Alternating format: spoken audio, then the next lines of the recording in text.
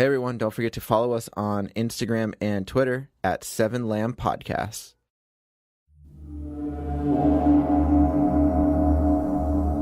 Seven Lamb presents Paralyzed.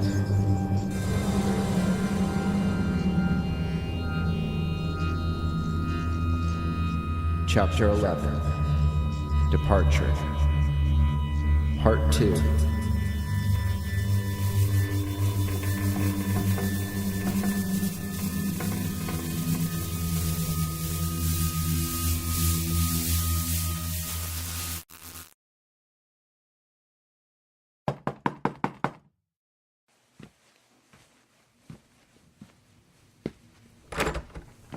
There they are!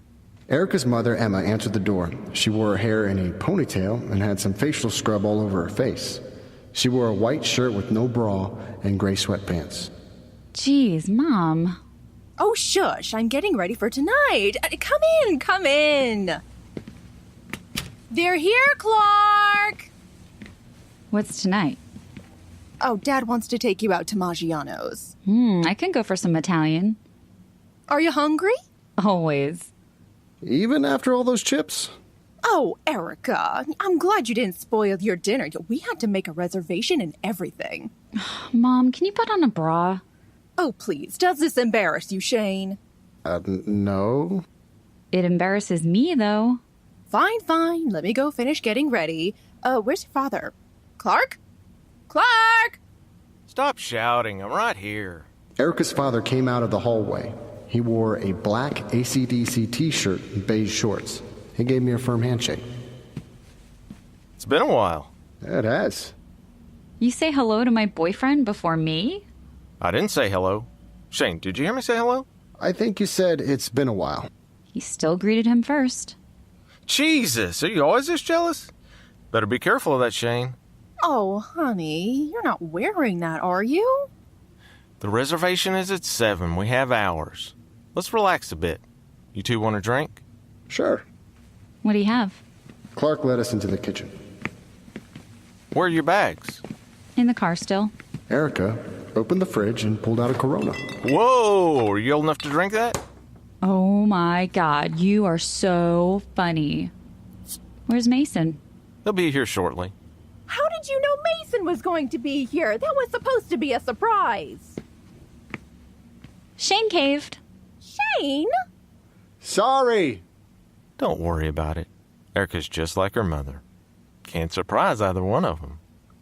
Not to mention, they're just nosy as all hell. Are you talking about me? Only the good things. This is only the second time I had been around Erika's parents. They're really friendly, but it always shocked me how different they were. Clark was very gruff, an outdoorsman, a hunter, a Scotch lover. Emma, on the other hand, was very free, hippie-ish, an animal lover, an overall spiritual person. They seemed like complete opposites, but somehow it worked. You want some scotch, Shane? I have a 16-year Lagavulin. That sounds good. You don't drink scotch. I drink scotch. Oh, since when? Stop nagging the guy. Here, let me get you some. After Clark poured 2 glasses, one for him and one for me, we moved to the living room. Their house reminded me of one of those cabins you rent in the middle of the woods. They had a brick fireplace, antique furniture, a glass coffee table, and a deer head over the fireplace. So how was the drive? Not bad. We didn't hit any traffic, and, we even took the scenic route to Bodega Bay. How was that? Good. Shane got to see the church where they shot that scene from The Birds. I was surprised that Erika didn't mention the incident on the road where I almost drove us into a ditch. You know, I used to live near Bodega Bay back when I was in my 20s. I know, Dad. I had a job offer in Bodega and another in Medford. And if I didn't choose the one in Medford, you wouldn't be here right now. I've heard how you and Mom met. More than once. For some reason, I couldn't focus on the conversation. My eyes kept getting drawn to the deer head. The large buck's black eyes and large antlers gave me shivers. I felt as if it was watching me, which was completely ridiculous. Shane! What? How do you like the scotch? It's good. You're right. It is. You like that? What? Clark was looking up at the deer head. He must have caught me staring at it. You ever been hunting? No. I'll have to take you sometime. Dad, Shane doesn't hunt. I know, I heard him, darling. I meant he wouldn't like it.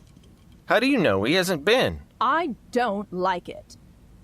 Your mother only lets me hunt if I put the whole body to use, which I do. The rug in the den is this fella. He was a large one. We ate venison for a whole month straight. I still don't like a carcass on my wall. It's just the head. That's gotta be Mason. Erika ran to the front door. Mason! Happy birthday. I continued to stare at the deer head on the wall. When Mason and Erika entered the room, I forced myself to look away. Hey, Shane, what's up? Hey, we shook hands. Is that present for me? We're not doing presents yet. Why not? You heard Mom, back off. Now, not to be selfish, but I'm hungry, so when's dinner?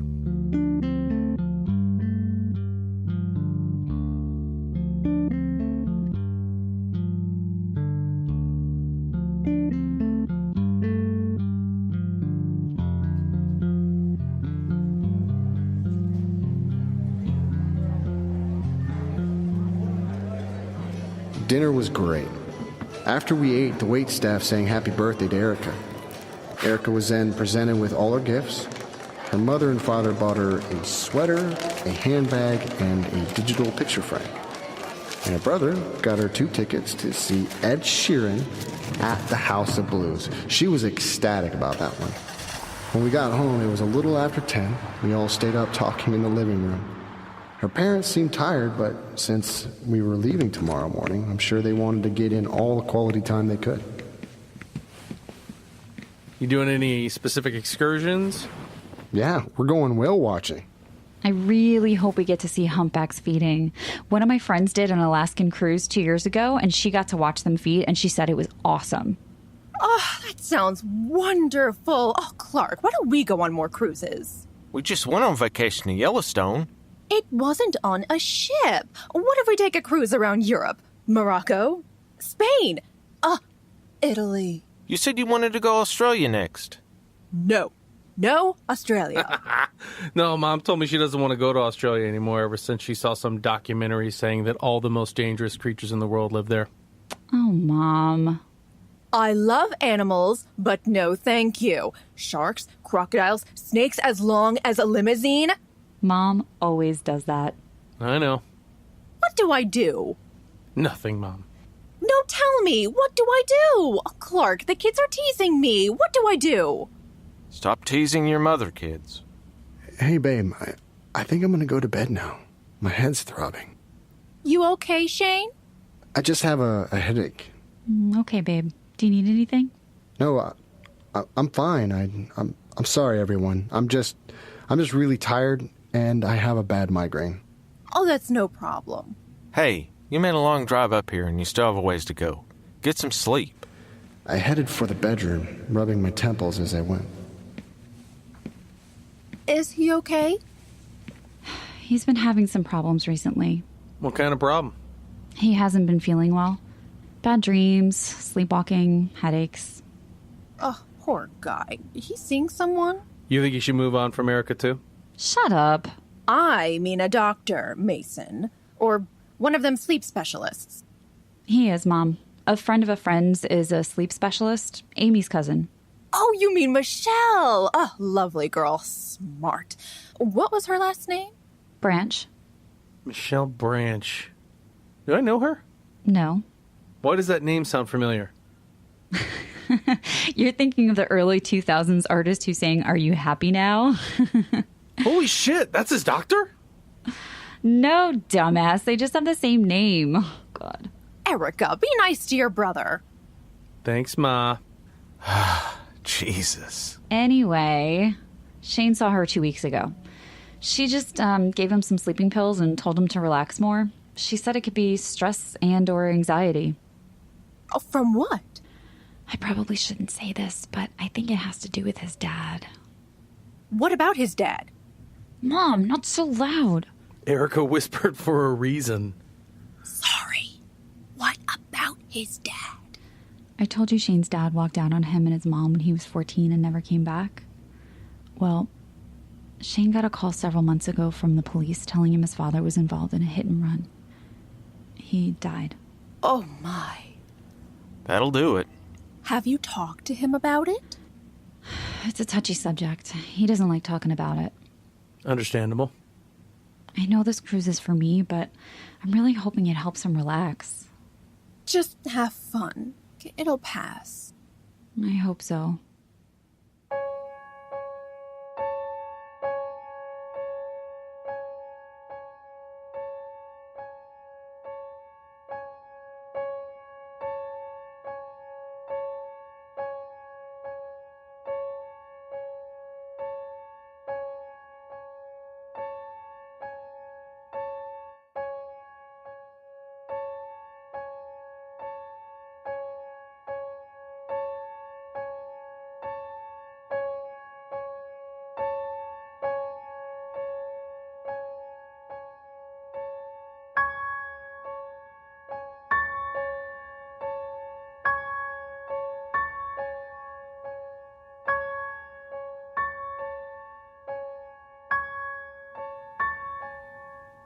I was having trouble falling asleep, even though I took 2 pills. Erika had come in an hour ago, and now she was out, with her arm draped over me. I stared out the window. It was a windy night, and I could see the branches of a near elm swaying wildly outside. Erika had been mumbling in her sleep. Nothing I could make out, and it didn't seem like she was having a nightmare. In fact, she was smiling in her sleep. She was so pretty. I was a lucky guy.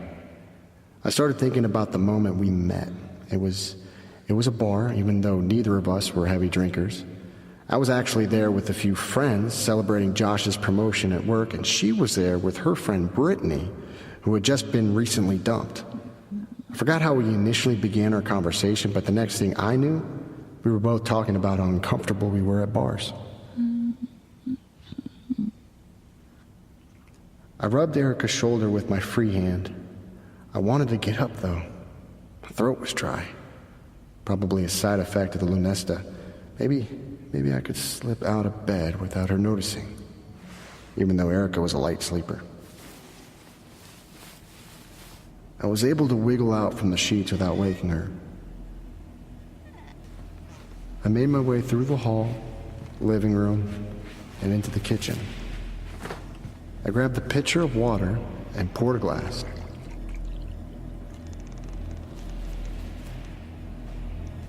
As I walked back into the living room, something caught my eye.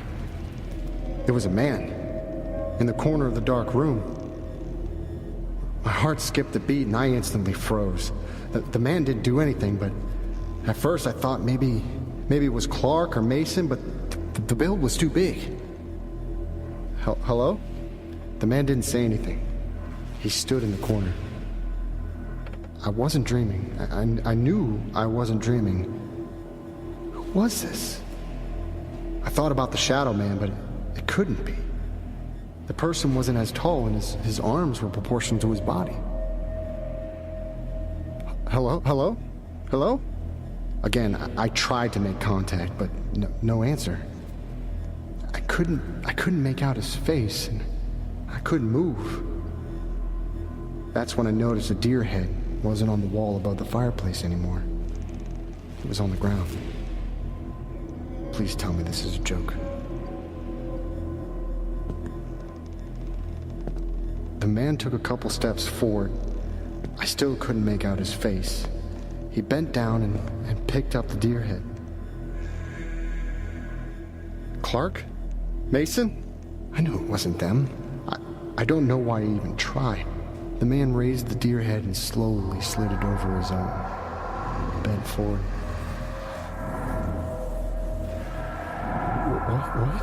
What? He was making a weird noise. The man crept toward me, hunched over, moving his head slowly from side to side. Who are you? Who are you? I couldn't move. I wanted to run. I wanted to get out of here. He was so close now that I could see the black eyes of the buck. of fine brown and white hairs and sharp antlers. I dropped my glass. Shane! Who are you? Erika stood on the opposite side of the room near the light switch. The room was bright, and the man was gone. The deer head was back above the fireplace. Shane, babe, are you okay? Someone was here. Who? I was visibly shaken. I just kept looking around the room. Who, babe? I don't know. I could see the worry in Erika's eyes as she made her way over to me. She didn't say any more. She just gripped me tightly and kissed my cheek. I looked up at the deer head. That's when I noticed that even though the buck's head was back on the wall, it was actually facing the other way now, looking off to the left. Was it always facing that way? A chill ran down my spine. Babe, Yeah? let me clean this up and we'll go back to bed. Okay. As Erika went to grab a broom and dustpan, I stood there in the brightly lit living room. I was surprised my yelling and dropping the glass didn't wake Erika's parents. As Erika cleaned up the glass, I noticed something else about the deer head. At the very top of one of the antlers sat a small brown moth, unmoving.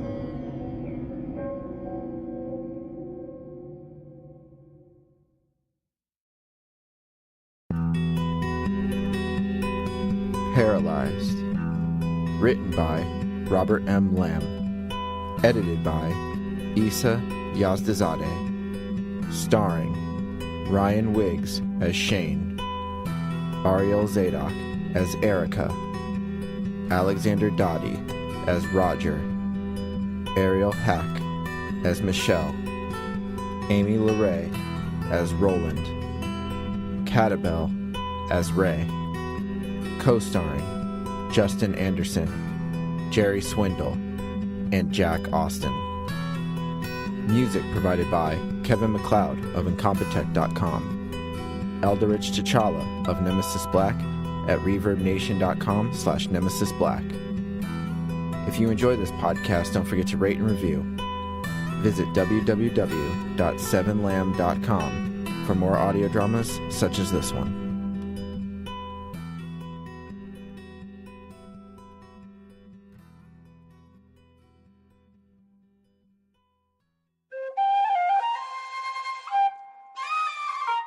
This has been a 7 Lamb production.